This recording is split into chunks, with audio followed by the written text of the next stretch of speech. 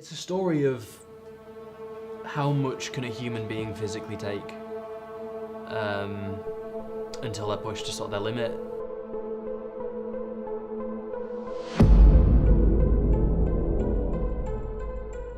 This piece is not for a laid-back audience. You have got to be actively thinking throughout this, because it's one where you are chucked straight into the deep end. But I'm gonna make sure I get out alive. If I have to kill any of you to do that, then so be it. You're a prick. You're a prick.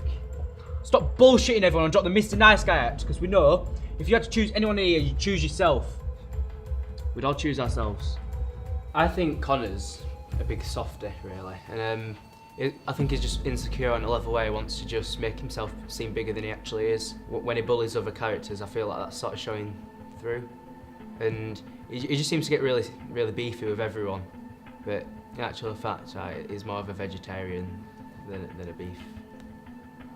I don't know, Dan was a fun character to sort of play with because he was very different to what I'd usually go for.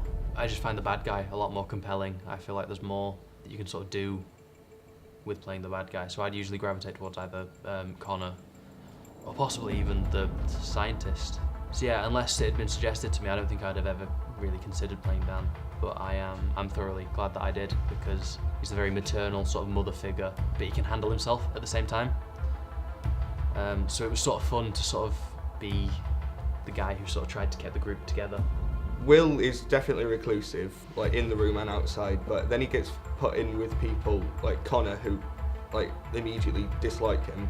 I think he needs someone to like help him feel better, and he goes to Dan because he's the biggest and seems like a motherly figure. So he goes in for like protection, because like in the script he was portrayed as like a kind of, I wouldn't say geek, but like terrified and just a nerd because he's not experienced anything. So my character is John.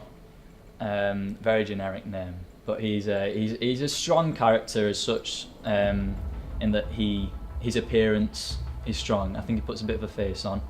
He's of some sort of wealthy background. You know, he's quite high status, and he knows something that most of the characters don't. Something that makes her really dark is that you don't know why she's the way she is, and she's just got something driving her to just push these people to like their limits, but you don't know why she wants to break them all. I think that's why I kind of found her challenging to play. I took on the role of script writing this piece, which is something that I'd never done seriously in this sort of field before. Writing this story for me was really good fun, and it was nice to see it. It was nice to see it being delivered, in the way that I'd envisaged it, and being able to have a bit more input on sort of other characters as well. I think all the actors that have been involved are happy with the product, because it's challenged them.